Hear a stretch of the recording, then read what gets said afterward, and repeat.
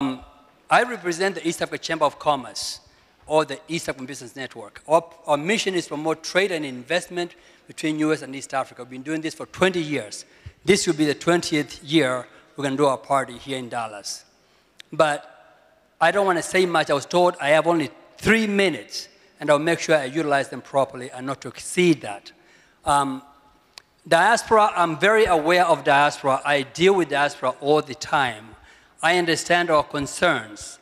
We're looking for something who can help us with several things. Number one, corruption in our governments in Kenya is rampant, and it's not been like this just now. It's always been like this. Our governments have been very, very corrupt, which nobody has been able to find a way to tame it. So, Dr. Matiang'i, that's a task we're giving you, that you can handle this when you're the new president of the country. Number two, youth unemployment, which has also been a major problem that we're seeing Gen Zs protesting all over the country. That's another task that we need to be tackled by whoever becomes the president. Number three, we just recently witnessed a young man being murdered in the hands of police. So sad. A young man did not go home to their parents, and that hits me to the core. When can we stop police brutality in our country? And it's all over in every sector. You go to little counties, they are there causing problems.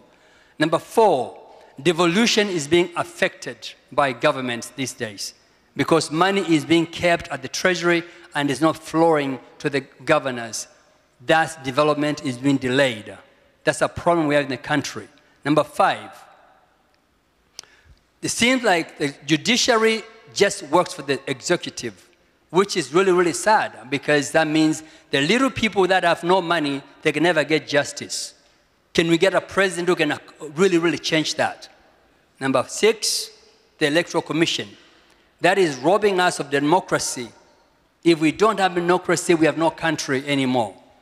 When can we stop that? Dr. Matiang'i, these are the expectations we have from you. We're laying in front of you to help us with this.